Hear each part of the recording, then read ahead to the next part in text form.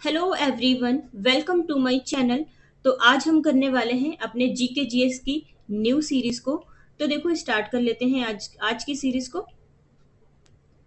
देखो first question है हमारा, keyboard shortcut to save as document in M S Word 2019।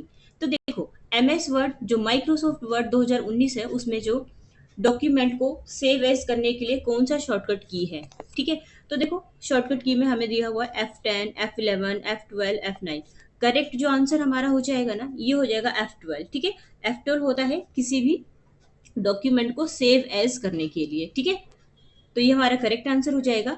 अच्छा, एडिशनल में जो हमें दे रखा है हम इसके बारे में भी बात कर लेते हैं। और देखो कंप्यूटर में ना टोटल जो फंक्शन कीज होती है ना, वो 12 फंक्शन कीज होती है, ये आपको याद रखना है। टोटल 12 फंक्शन कीज होती है और आपको F1 से लेकर F12 तक इसके फंक्शंस भी पता होने चाहिए कि कौन सी कीज से क्या काम होता है। ठीक है, अब यहाँ पे जो एडिशनल में आपको दे रखा देखो F10, तो F10 का मतलब होता है राइट क्लिक। F10 को डायरेक्ट नहीं प्रेस करते हैं, F10 में होता है शिफ्ट प्लस F10 करते हैं, फिर राइट, ये राइट क्लिक के लिए होता है। ठीक है, और F11 होता है फुल स्क्रीन के लिए। फुल स्क्रीन अगर हमारी स्क्रीन जो छोटी है उसको हमें फुल स्क्रीन करना है तो वो F11 होता है। और F9 होता है हमारा रिमूव सेलेक्ट आइटम्स के लिए। ठीक है, जो भी हमने आइटम्स को सेलेक्ट किया है उसको रिमूव करने के लिए डायरेक्टली हम F9 करते हैं तो ये हो जाता है। ठीक है, और फंक्शन कीज की संख्या याद रखेंगे, ये टोटल 12 फंक्शन कीज होती है। ठीक है, अब देखो यहाँ पे इसका एक्सप्लेनेशन देख लेते हैं। F12 मैंने बताया आपको कि ये हमारा करेक्ट आंसर था, F12 सेव एज के लिए। ठीक है, अच्छा F1 क्या होता है? तो F1 होता है हेल्प के लिए। ठीक है, किसी भी हेल्प के लिए वो F1 होता है। F1 होता है। F2 होता है टेक्स्ट को मूव करने के लिए, किसी भी टेक्स्ट को या ऑब्जेक्ट को मूव करने के लिए होता है, या हम कह सकते हैं कि रीनेम करने के लिए होता है। ठीक है, F3 होता है, ये insert and auto text entry के लिए होता है। ठीक है, हम ये भी कह सकते हैं सर्च के लिए होता है। F4 होता है हमारा रिपीट द लास्ट एक्शन। ठीक है, शट डाउन और क्लोज करने के लिए होता है। ठीक है, और F5 होता है हमारा रिप्लेस करने के लिए, रिलोड करने के लिए। ठीक है, ऐसे याद रखिए ना आप। यहाँ पे देखो मैं लिख दूं, यहाँ पे मैं काउंटिंग करके लिखती हूँ। F1 होता है आपका हेल्प के लिए, 2 होता है रीनेम के लिए, 3 होता है सर्च करने के लिए, 4 होता है शट डाउन या क्लोज करने के लिए, 5 होता है रिफ्रेश या रिलोड करने के लिए, और 6 होता है आपका हाईलाइट करने के लिए एड्रेस बार को, और 7 होता है स्पेलिंग को चेक करने के लिए, 8 होता है बूट बूट मेन्यू के लिए, 9 मैं बता चुकी हूँ सेलेक्टेड आइटम्स के लिए, और F10 होता है कंट्रोल शिफ्ट प्लस F10 होता है राइट क्लिक के लिए। ठीक है, 9, 10, 11 होता है फुल स्क्रीन के लिए, 12 होता है सेव एज के लिए। ठीक है, तो ये सारे आपको याद रखने हैं F12 सेव एज के लिए। ठीक है, तो नेक्स्ट क्वेश्चन पे चलिए। नेक्स्ट क्वेश्चन है देखो हमारा, what application software is utilized for managing extensive data collection and executing queries? तो देखो what application नहीं होगा, आई थिंक यहाँ पे थोड़ा सा मिस्टेक है, which होगा ना। यहाँ पे कौन सा एप्लीकेशन ये पूछ रहा है ना। तो देखो यहाँ पे बात हो रही है कि कौन सा एप्लीकेशन है जो कि मैनेज करता है एक्सटेंसिव डाटा कलेक्शन को, और डाटा कलेक्शन और क्वायरीज को मैनेज करने के लिए कौन सा सॉफ्टवेयर का यूज किया जाता है। तो देखो ऑप्शन में है हमारे पास anti virus software, DBMS software, ठीक है, database management software, word processing software, paint. Correct answer हमारा हो जाएगा ऑप्शन नंबर बी। ठीक है, डाटाबेस मैनेजमेंट सिस्टम को शॉर्ट में ना मैं यहाँ लिख दूँ, शॉर्ट में हम DBMS भी बोलते हैं, DBMS data base management system. ठीक है, तो हमारा ऑप्शन बी करेक्ट आंसर है। और DBMS की फुल फॉर्म याद रखेंगे। ठीक है, और कुछ याद रख सकते हैं क्या इसमें? देखो SQL, इसकी भी फुल फॉर्म याद रखेंगे। इसकी फुल फॉर्म होती है स्ट्रक्चर्ड क्वायरी लैंग्वेज। ठीक है, स्ट्रक्चर्ड क्वायरी लैंग्वेज, ये याद रखेंगे। और और और इसमें से कुछ भी नहीं, सिर्फ DBMS की फुल फॉर्म याद रखेंगे। ठीक है, तो नेक्स्ट पे चलते हैं। नेक्स्ट है देखो हमारा क्वेश्चन 3 है, In symmetric encryption, how many keys are used to encrypt and decrypt data? देखो, सिमेट्रिक एन्क्रिप्शन में ना डाटा को एनक्रिप्ट और डिक्रिप्ट करने के लिए कितनी कीज का यूज किया जाता है? ठीक है, तो देखो इसमें ना एक ही कीज का यूज किया जाता है। ऑप्शन नंबर सी हमारा करेक्ट हो जाएगा। देखो, एनक्रिप्ट का मतलब समझते हैं क्या? एनक्रिप्ट का मतलब होता है कोई भी जो इंफॉर्मेशन होता है ना, उसको सीक्रेट कोड में बदलना, इसको कहते हैं एनक्रिप्ट। ठीक है, और जैसे यहाँ पे एक टर्म है सिमेट्रिक इंक्रिप्शन।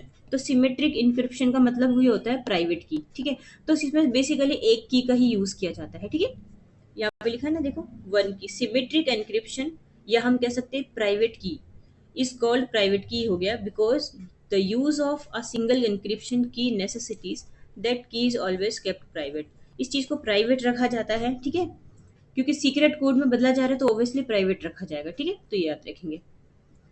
नेक्स्ट क्वेश्चन पे चलते हैं। नेक्स्ट क्वेश्चन है, देखो हमारा, what is the function of the CPU after the DMA transfer starts? तो यहाँ पे बात हो रही है डीएमए के ट्रांसफर के बाद सीपीयू का क्या फंक्शन होता है, सीपीयू क्या काम करता है? डीएमए समझते हैं? डीएमए का मतलब होता है डायरेक्ट मेमोरी एक्सेस। यहाँ लिखने की जगह नहीं तो मैं लिख दूँ इसको, डायरेक्ट मेमोरी एक्सेस।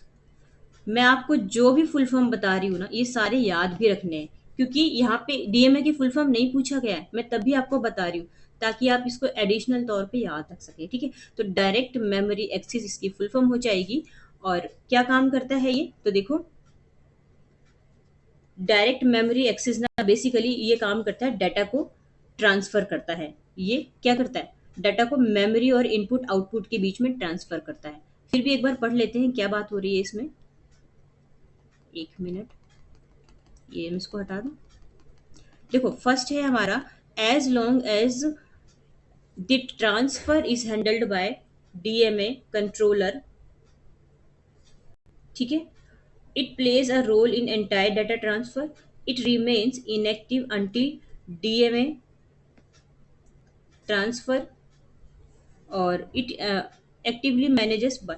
देखो, करेक्ट आंसर तो हमारा ये हो जाएगा ऑप्शन नंबर वन, कि ये डाटा को क्या करता है, डाटा डाटा को ट्रांसफर करता है, और मेमोरी इस और ये मेमोरी और इनपुट आउटपुट के बीच में इसको क्या करता है, इस हाँ मेमोरी और आउटपुट के बीच में ही इसको ट्रांसफर करता है। ठीक है, अच्छा देखो, ये एक्सप्लेनेशन देख लेते हैं। Direct management axis, DMA. DMA is technique that allow, देखो डीएमए एक ऐसा टेक्निक है जो कि अलाउ करता है डाटा को मेमोरी और इनपुट आउटपुट डिवाइसेस के बीच में विदाउट इन्वॉल्विंग प्रोसेसर, प्रोसेसर के बीच में इन्वॉल्व हुए बिना ही। ठीक है, तो डीएमए की फुल फॉर्म याद रखेंगे। ठीक है, नेक्स्ट क्वेश्चन पे चलिए। नेक्स्ट क्वेश्चन है हमारा, देखो, विच of the following best describes the primary difference between broadband and dial up internet connection? देखो, हमें यहाँ पे डिफरेंस बताना है ब्रॉडबैंड में और डायल अप इंटरनेट कनेक्शन में। तो देखो, मैं बेसिकली आपको बता दूं, जो ब्रॉडबैंड होता है ना, ये हाई स्पीड का कनेक्शन होता है। ठीक है, हाई स्पीड कनेक्शन है और ये हमेशा चालू रहता है। बट जो डायल अप है ना, ये हम इसको कह सकते हैं कि ये ना पुराना कनेक्शन है, और ये टेलीफोन लाइन का यूज करके, मतलब टेलीफोन लाइन का यूज करके इसमें इंटरनेट से कनेक्ट किया जाता है। ठीक है, ब्रॉडबैंड में जैसे आप ले सकते हैं ना एग्जांपल, जैसे कि हम आजकल ये क्या वाईफाई यूज करते हैं ना, वाईफाई में किसी का भी नाम ले लो, डैन ले लो, एक्साइटल ले लो, है ना, तो ये सारे क्या हो जाएंगे, ब्रॉडबैंड के एग्जांपल्स हो जाएंगे। ठीक है, तो एक मेन डिफरेंस जो मैंने आपको बताया कि ये हाई स्पीड कनेक्शन होता है, और जो डायल अप होता है ये एक तरह से हम कह सकते हैं लो लो कनेक्शन होता है। इसका जो ये स्लो चलता है ऐसा कह सकते हैं। फिर हम देख लेते हैं इसके बारे में क्या दिया है। Dial up requires a cable connection while broadband does not. Next पढ़ लेते हैं। Broadband is only available in urban areas while dial up is available everywhere. अच्छा, ब्रॉडबैंड को आप ऐसे कनेक्ट कीजिए ना कि ये क्या हो जाएगा, ये जैसे वाईफाई, तो क्या वाईफाई सिर्फ अर्बन एरियाज में होते हैं? ठीक है, और अदर एरियाज में नहीं होते हैं क्या? तीसरा देख लेते हैं, dial up uses a telephone line while broadband uses various technologies for higher speed. Broadband is slower than dial up, slower तो है ही नहीं। ब्रॉडबैंड मैंने अभी बताया ना कि हाई स्पीड है। देखो करेक्ट आंसर हो जाएगा हमारा, इन दोनों के बीच में डिफरेंस पूछा गया था ना, तो देखो करेक्ट आंसर हो जाएगा हमारा C. Broadband uses a telephone line, sorry, dial dial up uses a telephone line, ठीक है। ये इसमें टेलीफोन लाइन का यूज होता है, जबकि ब्रॉडबैंड में ये एक टेक्नो हाई स्पीड वाली टेक्नोलॉजी है, ठीक है। तो ऑप्शन सी करेक्ट हो जाएगा हमारा। आंसर देख लेते हैं, देखो ऑप्शन सी करेक्ट आंसर है। और यहाँ पे डायल अप के बारे में बताया गया है कि ये एक ट्रेडिशनल टेलीफोन लाइन होता है जिसको कि इंटरनेट से कनेक्ट किया जाता है, और ये मेथड ना बहुत स्लो होता है, ठीक है। और कई बार फ़ोन कॉल्स के थ्रू इंटरप्ट भी हो जाता है। बट जो ब्रॉडबैंड है वो क्या है, ये हाई टेक्नोलॉजी है, ठीक है। जैसे कि फाइबर ऑप्टिक हो जाएगा, ठीक है। और इसमें जो स्पीड, इंटरनेट की स्पीड होती है ना, काफ़ी अच्छी होती है, काफ़ी हाई स्पीड होती है इसमें, ठीक है। और डायल अप ये नहीं। अब देखो कुछ एग्जांपल्स ले लेते हैं हम आपके ब्रॉडबैंड के, तो इसमें हो जाएगा जियो, एयरटेल, बीएसएनएल, वी हो जाएगा, और आरटीए कन्वर्जेंस और टेक्नोलॉजी, हाथवे, एक्साइटल, ये सब क्या है? ये सारे हैं हमारे ये सारे हमारे हैं वाईफाई के नेम, ठीक है। तो ये सारे याद रखेंगे, ये सारे ब्रॉडबैंड के एग्जांपल है, ठीक है। नेक्स्ट क्वेश्चन पे चलते हैं। नेक्स्ट क्वेश्चन है देखो हमारा, What does F stands for in FRBM Act 2003 of the Indian Economy? Indian economy में 2003 में जो एफआरबीएम एक्ट है, तो इस एफआरबीएम की फुल फॉर्म पूछी गई है ना इसमें। एफआरबीएम क्या होता है, इसकी फुल फॉर्म देखो, fiscal responsibility and budget management act, ठीक है। FRBM, fiscal responsibility budget management, ठीक है।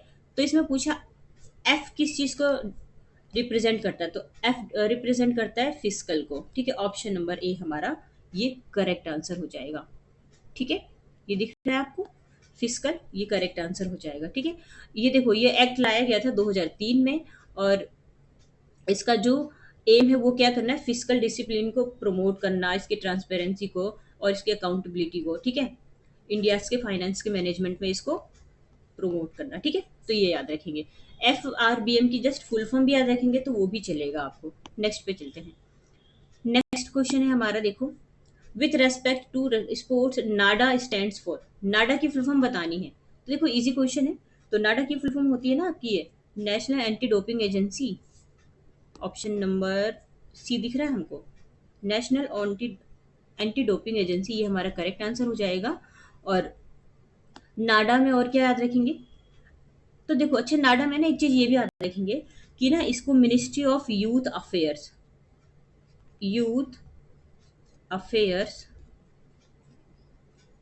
Ministry of youth affairs and sports के अंडर में आता है, एंड स्पोर्ट्स, ये इसके अंडर में आता है। और इसका और क्या याद रख सकते हैं, इसका जो हेडक्वार्टर है वो दिल्ली में है, और इस एस्टेब्लिश हुआ था 2005 में, ठीक है। तो ये याद रखेंगे, ठीक है। तो नेक्स्ट क्वेश्चन पे चलते हैं।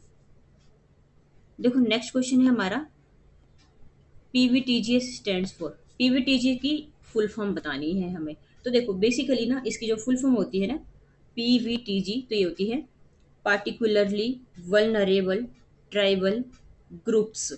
एस की कोई फुल फॉर्म नहीं होती है, ग्रुप्स का मतलब ही होता है ग्रुप्स, है ना। तो जीएस का मतलब ही ग्रुप्स ही है। तो यहाँ पे किसका पूछा गया है, अच्छा इसकी पूरी फुल फॉर्म पूछी गई है ना, तो ये हमारा हो जाएगा ना पार्टिकुलरली वल्नरेबल, ये तो नहीं होगा, पार्टिकुलरली वल्नर, देखो ऑप्शन हमारा सी करेक्ट आंसर हो जाएगा, ये पार्टिकुलरली वल्नरेबल ट्राइबल ग्रुप्स, ठीक है।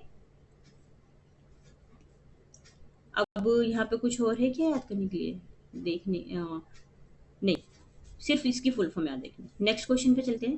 देखो नेक्स्ट क्वेश्चन है वाडा, WADA, वाडा की फुल फॉर्म हमको बतानी है, ठीक है। ये भी इंपॉर्टेंट है और इजी भी है। तो इसकी जो फुल फॉर्म होती है ना, ये होती है वर्ल्ड एंटी डोपिंग एजेंसी, ठीक है। ऑप्शन नंबर बी हमारा करेक्ट आंसर हो जाएगा, वर्ल्ड एंटी डोपिंग एजेंसी। देखो, नाडा हमने जो पढ़ा था ना, एक मिनट, नाडा पढ़ा था ना हमने, नाडा, तो ये नेशनल लेवल पे होता है, और वाडा, ये डब्ल्यू, ये वर्ल्ड लेवल पे होता है। ठीक है, सिर्फ ये डिफरेंस याद रखेंगे, ये वर्ल्ड लेवल पे, नेशनल लेवल पे। ठीक है, और जिस तरह से हमने नाडा का हेडक्वार्टर याद रखा था, है ना, तो इसमें इसका जो हेडक्वार्टर है ये इंडिया में नहीं है, ये है हमारा मॉन्ट्रियल कनाडा में, और ये स्टेब्लिश हुआ था 1999 में। ठीक है, जैसे कि हमने नाडा का पढ़ा ना, वैसे इसका भी याद रखना है। ठीक है, नेक्स्ट क्वेश्चन पे चलते हैं। नेक्स्ट क्वेश्चन है हमारा, what is the full form of NCRB. NCRB की हमें फुल फॉर्म बतानी है। तो देखो, एनसीआरबी की फुल फॉर्म में आप याद रखेंगे कि जहां पर भी क्राइम वर्ड आएगा वो होगा फुल फॉर्म। ठीक है, ये नहीं है, क्राइम वर्ड नहीं आ रहा, ये नहीं है, इसमें क्रिमिनल वर्ड आ रहा है, क्राइम नहीं। करेक्ट आंसर हो जाएगा हमारा option number D, national crime records bureau. ठीक है, तो देखो ये ना ऐसे क्वेश्चंस भी आते हैं एग्जाम में, और देखो ये आया हुआ है 2023 में, ज्यादा पुराना नहीं है ये, एसएससी सीएचएसएल में आया हुआ है, नेशनल क्राइम रिकॉर्ड्स ब्यूरो। ठीक है, और यहाँ से और एडिशनल में आप क्या याद रखेंगे, तो देखो एनसीआरबी की तो फुल फॉर्म याद रखेंगे ही, इसके अलावा आईपीसी की फुल फॉर्म याद रख सकते हैं ना, आईपीसी की होती है full form Indian Penal Code, है ना, और एसएलएल की है special and local laws, MHA तो ये तो सबको ही पता होगा, Ministry of Home Affairs, CCTNS इसकी फुल फॉर्म याद रख सकते हैं। देखो, एनसीआरबी जो है ना वो एस्टेब्लिश हुआ 1986 में, और ये एक एजेंसी है, इंडियन गवर्नमेंट की एजेंसी जो कि रेस्पॉन्सिबल है क्राइम डाटा को कलेक्ट और एनालाइजिंग करने के लिए। ठीक है, तो ये याद रखेंगे। नेक्स्ट क्वेश्चन पे चलते हैं। नेक्स्ट क्वेश्चन है हमारा, देखो, select the correct combination of the temple and state in which is located. Correct correct combination हमें बताना है। ठीक है, तो फर्स्ट है हमारा महाकालेश्वर ज्योतिर्लिंगा उत्तराखंड, गलत है ये, महाकालेश्वर यहाँ उत्तराखंड में तो है ही नहीं। ठीक है, महाकालेश्वर ये तो एमपी में है ना। ठीक है, और नेक्स्ट है सोमनाथ ज्योतिर्लिंग टेम्पल, महाराष्ट्र नहीं, ये गुजरात में है। ठीक है, कामाख्या टेम्पल आसाम, ये बिल्कुल करेक्ट है, क्योंकि कामाख्या देवी का मंदिर है ना आसाम में, हर साल ये इसकी जो पूजा की जाती है, अम्बुबाची फेस्टिवल भी तो यही लगता है ना। ठीक है, नेक्स्ट है Jagannath temple West Bengal, West Bengal, तो जगन्नाथ टेम्पल यहाँ का नहीं है, उड़ीसा का है। ठीक है, तो देखो हमें करेक्ट बताना था कि करेक्ट कॉम्बिनेशन कौन सा है, तो करेक्ट कॉम्बिनेशन हमारा है ये सी वाला। ठीक है, सी करेक्ट आंसर हो जाएगा। अब देखो यहाँ पे एडिशनल में और क्या रखना है, करेक्ट आंसर तो ये है Kamakhya temple Assam. Other temples की मैं अगर बात करूँ, महाकालेश्वर एमपी में है, बता चुकी हूँ, सोमनाथ ये गुजरात में है, जगन्नाथ टेम्पल पुरी में ना, उड़ीसा के। ठीक है, बद्रीनाथ टेम्पल उत्तराखंड में है ये, और गोल्डन टेम्पल जिसको कि स्वर्ण मंदिर कहते हैं ये पंजाब में है, मीनाक्षी टेम्पल तमिलनाडु में है, और होयसाला टेम्पल ये कर्नाटक में है। ठीक है, तो ये याद रखेंगे एडिशनल के लिए, लाइक स्टेटिक जीके के अकॉर्डिंग आप इसको याद रखेंगे। ठीक है, स्टेटिक जीके का पार्ट है ना ये। नेक्स्ट क्वेश्चन पे चले। नेक्स्ट क्वेश्चन है हमारा, देखो, इन विच स्टेट इज द भीतरी टेम्पल सिचुएटेड। तो भीतरी टेम्पल ये कौन से स्टेट में सिचुएटेड है, ऑप्शन में देखो है हमारे पास ये यूपी। अच्छा देखो, करेक्ट आंसर तो यूपी है ना, यूपी में तो है भीतरी टेम्पल, तो हम आगे के ऑप्शंस को पढ़े ही क्यों जब हमें आंसर पता है। तो ये यूपी में है हमारा। ठीक है, option number A correct answer हो जाएगा। एक्सप्लेनेशन देख लेते हैं। अब देखो, the victory of Skandagupta over the Huns mentioned in Bhitari inscription. ठीक है, देखो भीतरी ना टेम्पल यूपी में है, और यूपी के अदर टेम्पल्स को आप याद रख सकते हैं, जैसे कि कुछ यहाँ के जो रिलीजियस साइट्स हैं यूपी के, जैसे सारनाथ हो गया, है ना, गौतम बुद्ध के उसमें भी जिक्र आता है ना सारनाथ का, काशी टेम्पल हो गया, और बांके बिहारी टेम्पल हो जाएगा। बिहारी नाम से आप ये नहीं सोचेंगे कि बिहार में, ये यूपी में है। ठीक है, और इस्कॉन टेम्पल हो गया, इस्कॉन वृंदावन, बनारस घाट, ये सारा हमारा, ये जो जितने भी रिलीजियस साइट है ये सारे हमारे यूपी में हो जाएंगे, और काफी फेमस साइट्स है ये। ठीक है, नेक्स्ट पे चलते हैं। नेक्स्ट क्वेश्चन है हमारा, देखो, where is the Mahabodhi temple situated? Mahabodhi temple कहाँ पर है? तो मैं बता दूं कि ये है हमारा बिहार में। तो ऑप्शन में हमारे पास वाराणसी, ये तो यूपी में है, ये आंसर नहीं होगा। आगरा यूपी में, ये भी आंसर नहीं होगा। पटना में नहीं है, ये बोध गया में है। ठीक है, गौतम बुद्ध को यहीं पे तो ज्ञान की प्राप्ति हुई थी, है ना। तो ऑप्शन बी हमारा करेक्ट आंसर हो जाएगा।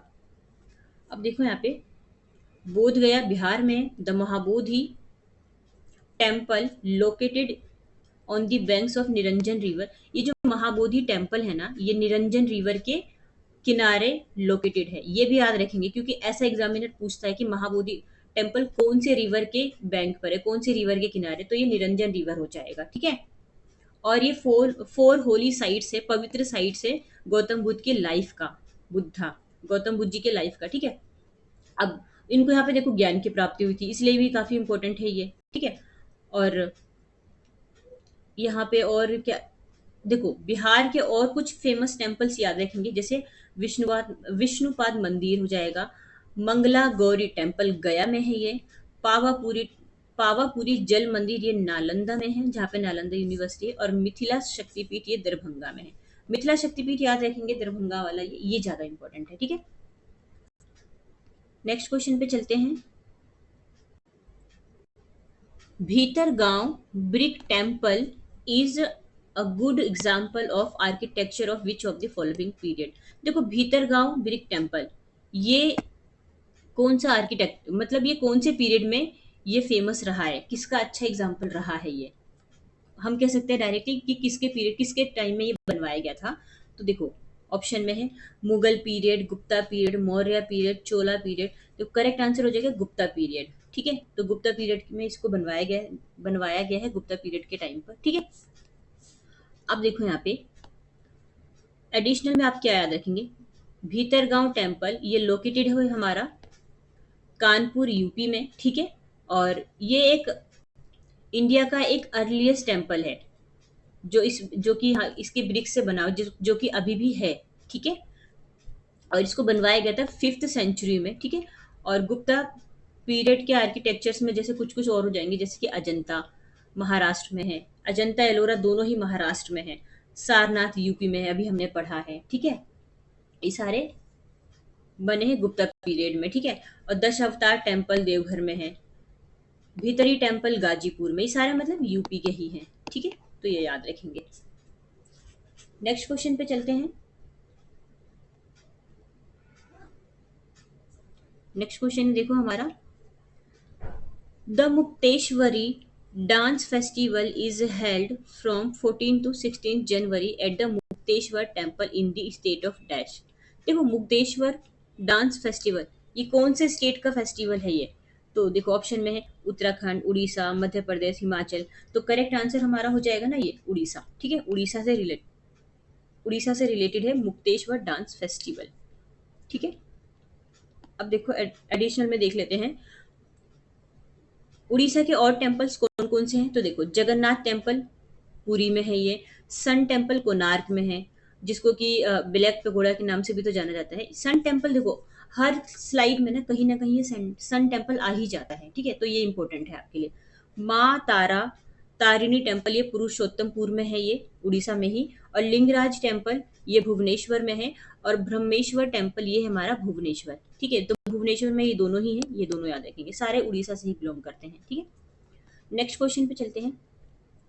देखो नेक्स्ट क्वेश्चन हमें बताना है कौन सा सही है कौन सा गलत। ठीक है, और देखो इंपॉर्टेंट क्वेश्चन है, और ये आया हुआ है 2024 के शिफ्ट में, है ना, यानी कि ज़्यादा पुराना नहीं है ये, लगभग 1 साल पुराना हम कह सकते हैं। ठीक है, और अभी सीजीएल भी तो आने वाला है ना हमारा अगस्त में ही। ठीक है, देख लेते हैं इस क्वेश्चन को। Which of the following statements is are true for the recipient of the Sangeet Natak Academy award? संगीत नाटक अकेडमी अवार्ड के जो रिसिपेंट होते हैं ना, जिनको ये अवार्ड दिया जाता है, तो क्या उनके लिए इनमें से क्या ट्रू है? तो देखो ऑप्शन 1 हमको दिख रहा है ना यहाँ पे कि सोनल मानसिंह इसको इलेक्ट किया गया था संगीत नाटक अकेडमी के फेलोशिप के रूप में 2018 में। ठीक है, तो क्या 2018 में इनको इलेक्ट किया गया था? हाँ, तो ये बिल्कुल करेक्ट है कि इनको 2018 में संगीत नाटक अकेडमी के फेलो के रूप में चुना गया था। और देखो सोनल मानसिंह ना ये भरतनाट्यम और उड़ीसी डांसर दोनों हैं, ये भी याद रखिए। देखो पहला तो हमारा करेक्ट है बिल्कुल, इसको मैं हटा के मैं फिर से कर देती हूँ। हाँ देखो, पहला तो हमारा ये करेक्ट है, ठीक है। अब दूसरा देख लेते हैं। Jatin Goswami was elected as a fellow of Sangeet Natak academy in 2018।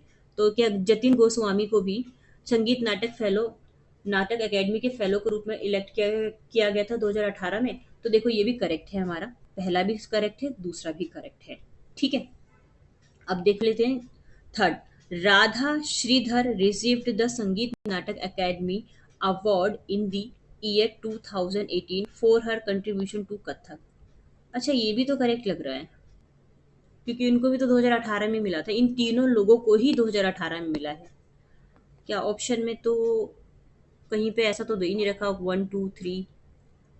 Radha Sridhar received the Sangeet Natak Academy award in the year 2018, ये तो करेक्ट है। Of her contribution to Kathak, अच्छा देखो ये गलत है ना, यहाँ पे कथक से बिलोंग करती ही नहीं है ये बिलोंग करती है भरतनाट्यम से, ठीक है। भरतनाट्यम, वही तो मैं कहूँ कि ये तो सही है और ऑप्शन गलत क्यों है। देखो एग्जामिनर ने क्या किया, सारी चीजें सही सही दे दी है, लास्ट में एक ये जो कथक वर्ड है ना ये गलत कर दिया है। यहाँ पे राधा श्रीधर ये बिलोंग करती है, हमारा ये कौन से डांस से बिलोंग करती है, तो भरतनाट्यम से हो जाएगा। तो ऑप्शन क्या हो जाएगा, फर्स्ट और सेकंड करेक्ट हो जाएगा, बाकी के सारे गलत हो जाएंगे, ठीक है। तो ऑप्शन ए हमारा करेक्ट है कि फर्स्ट एंड सेकंड करेक्ट है, बाकी थर्ड हमारा पूरी तरह से ये गलत है, ठीक है। इसका एक्सप्लेनेशन देख लेते हैं। देखो correct answer both first and two. Radha Sridhar received the Sangeet Natak Academy award 2018 for Bharatanatyam के लिए। और संगीत नाटक अकेडमी अवार्ड है ना, इसको अकेडमी पुरस्कार इंस्टीट्यूट के नाम से भी जाना जाता है। इसको अकेडमी पुरस्कार के नाम से भी जाना जाता है, और इसको दिया जा रहा है 1952 से, ठीक है। 1952 से दिया जा रहा है। जो भी इस फील्ड में अच्छा करते हैं, एक्सेलेंस और अच्छा कंट्रीब्यूशन देते हैं अपने परफॉर्मिंग आर्ट्स में, ठीक है। और इसमें क्या होता है कि एक सम्मान राशि दी जाती है, ठीक है। जैसे कि एकेडमी जो फेलो होते हैं ना, उनको दिया जाता है ये 3 लाख रुपए, जो एकेडमी फेलो होते हैं। और जो एकेडमी अवार्ड के कैरी होते, और जो एकेडमी अवार्डीज होते हैं उनको दिया जाता है 1 लाख रुपए, ठीक है। और इसके अलावा 1 लाख रुपए के अलावा ना इनको एक ताम्र पत्र दिया जाता है, तांबे का, समझते हैं ना। और अंग वस्त्र मतलब कुछ कपड़े, कुछ वहां से रिलेटेड कुछ कपड़े होते हैं वो दिए जाते हैं, ठीक है। तो याद रखेंगे एकेडमी फेलो में 3 लाख रुपए और एकेडमी अवार्ड में 1 लाख रुपए, साथ में ये दोनों चीजें, ये और ये, ठीक है। तो याद रखना है। नेक्स्ट पे चलते हैं। नेक्स्ट है हमारा, देखो which state gives the annual award गुरु केलुचरण मोहपात्रा। देखो कितना इजी क्वेश्चन है। गुरु केलुचरण मोहपात्रा कहाँ से बिलोंग करते हैं, उड़ीसा से ही तो बिलोंग करते हैं ना। तो करेक्ट आंसर भी तो उड़ीसा ही हो जाएगा ना हमारा, ठीक है। क्योंकि अगर ये उड़ीसा से बिलोंग करते हैं तो इनके जो ये जो अवार्ड है ऑब्वियसली उड़ीसा गवर्नमेंट के द्वारा दिया जाएगा, है ना। और हाँ, गुरु केलुचरण ना ये एक बहुत ही फेमस डांसर रहे हैं ये उड़ीसा के, ठीक है। एक्सपोनेंट डांसर हम कह सकते हैं। इसका एक्सप्लेनेशन देख लेते हैं। Kelucharan Mohapatra Odissi dancer, first person to receive Padma Vibhushan 2000 from Orissa. Orissa के ना ये पहले पर्सन है जिनको कि पद्म विभूषण मिला है 2000 में। और अदर अवार्ड्स की मैं बात करूँ तो कालिदास सम्मान एमपी के द्वारा दिया जाता है। और जक नाचरी अवार्ड ये कर्नाटक के द्वारा दिया जाता है। कला रत्न अवार्ड आंध्र प्रदेश के द्वारा दिया जाता है। तुलसी सम्मान दिया जाता है एमपी के द्वारा। और कलाई ममानी अवार्ड दिया जाता है तमिलनाडु के द्वारा। और राष्ट्रीय कुमार गंधर्व सम्मान ये एमपी के द्वारा दिया जाता है। और वर्ण शिल्पी वेंकटप्पा अवार्ड ये दिया जाता है कर्नाटक के द्वारा। और पूम पुहार स्टेट अवार्ड ये तमिलनाडु के द्वारा दिया जाता है, ठीक है। तो ये अदर अवार्ड्स भी आप याद रखेंगे। और हो सकता है तो आप इसको लिख भी सकते हैं, क्योंकि यहाँ पे मैं आपको वही चीजें करवाऊंगी जो एग्जामिनर पूछ चुका है या पूछने वाला है, ठीक है। तो आप हो सके तो लिख लेना इसको। नेक्स्ट क्वेश्चन पे चलते हैं। देखो नेक्स्ट क्वेश्चन है, Guru Gangadhar Pradhan award is given in which field of art. Guru Gangadhar Pradhan award art के कौन से फील्ड में दिया जाता है। अच्छा मैं ना आपको पहले इसका आंसर बता देती हूँ, फिर मैं आपको ना एक इसकी ट्रिक बताऊंगी। देखो करेक्ट आंसर है हमारा ये इसका डांस, ठीक है। इसको ना डांस के फील्ड में दिया जाता है। अब आप उसको कैसे याद रखेंगे, आप में से बहुत सारे लोगों ने शक्तिमान देखा होगा, ठीक है।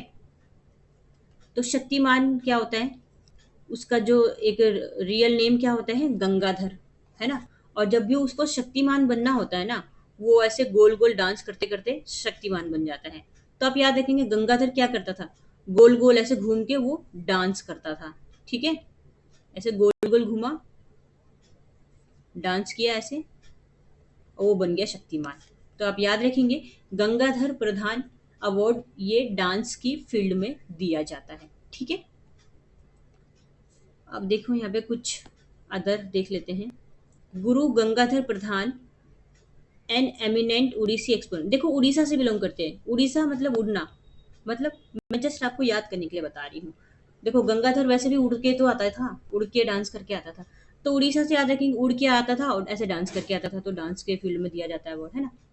और इन्होंने क्या फाउंड किया था, both prestigious Odissi dance academy और साथ में कोणार्क नाट्य मंडप, ये दोनों को ही इन्होंने फाउंड किया था। ठीक है, और इनको ना 2008 में पद्मश्री मिल चुका है और संगीत नाटक अकादमी अवार्ड 1997 में मिल चुका है। ठीक है, 1997 में मिल चुका है।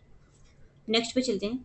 नेक्स्ट क्वेश्चन है देखो हमारा, which of the following performance categories belongs to Guru Kelucharan Mohapatra and गुरु केलुचरण मोहपात्रा युवा प्रतिभा सम्मान। तो बताना है कि कौन सा परफॉर्मेंस कैटेगरीज ये बिलोंग करता है गुरु केलुचरण मोहपात्रा और गुरु केलुचरण मोहपात्रा युवा प्रतिभा सम्मान से। ठीक है, तो देखो मणिपुर से तो कोई कनेक्शन ही नहीं है, अभी मैंने आपको बताया ना गुरु केलुचरण ये उड़ीसा से बिलोंग करते हैं, ना यहाँ पे महाराष्ट्र आएगा ना यहाँ पे कर्नाटक आएगा। करेक्ट आंसर हो जाएगा ना, उड़ीसी डांस है, उड़ीसी डांसर है ये। ठीक है, तो उड़ीसा डांस से बेसिकली बिलोंग करते हैं। और यहाँ पे और क्या कर सकते हैं, गुरु Kelucharan Mohapatra award was instituted, इसको देखो 1995 में ना शुरू किया गया था रतिकांत मोहपात्रा के द्वारा, इनको सम्मान देने के लिए। ठीक है, डांस की फील्ड में इनको सम्मान देने के लिए, म्यूजिक सिनेमा और थिएटर में। और इस अवार्ड में ना क्या होता है, गुरु केलुचरण मोहपात्रा अवार्ड में 1 लाख रुपए दिया जाता है। ठीक है, ये याद है, उड़ीसा से बिलोंग करते हैं, ये ज्यादा इंपॉर्टेंट है। ठीक है, नेक्स्ट क्वेश्चन पे चलते हैं। नेक्स्ट क्वेश्चन है हमारा देखो, the national award for classical dance is called. जो नेशनल अवार्ड दिया जाता है ना क्लासिकल डांस को, इसको और किस नाम से जाना जाता है, तो देखो इसको जाना जाता है अभिनंदन सरोजा अवार्ड के नाम से। ऑप्शन नंबर सी हमें दिख रहा है ना, ये करेक्ट हो जाएगा, अभिनंदन सरोजा अवार्ड। और ये वेरी वेरी वेरी इंपॉर्टेंट है, क्योंकि इस अवार्ड का नाम चेंज करके ना आपसे पूछ सकता है। और देखो ये 2023 में आया हुआ है। ठीक है, अभिनंदन सरोजा अवार्ड। ठीक है, और यहाँ से और क्या याद रखेंगे, अच्छा देखो हमारा ना ये लास्ट क्वेश्चन ही है। और अभिनंदन सरोजा अवार्ड इसको बोलते हैं, it is presented by National Institute of Classical Dance to the dancers and choreographer for their contribution towards preserving the rich classical dance form. देखो इन्होंने ना डांस के फील्ड में जो भी इन्होंने अपना अच्छा अच्छा मतलब काम किया है, तो उनको सम्मान देने के लिए, उनके कंट्रीब्यूशन के लिए ना इसको किया जाता है। ठीक है, और अवार्ड विनर, इस अवार्ड की विनर है Aparna Satheesan who is an exponent of Bharatanatyam and, यहाँ से याद रखेंगे अपर्णा सतीसन, ये बिलोंग करती है भरतनाट्यम से और कुचिपुड़ी डांस से। ठीक है, ये दोनों याद रखेंगे बस। ठीक है, तो देखो हमारी सीरीज तो खत्म हो गई है। आपको मेरी सीरीज अच्छी लगती है, मेरा पढ़ाया वो अच्छा समझ में आता है, तो आप इसको लाइक एंड सब्सक्राइब कर सकते हैं। और अगर मुझे इसमें कुछ इंप्रूव करने की जरूरत है तो आप मुझे कमेंट में ये भी बता सकते हैं। ठीक है, so thank you so much.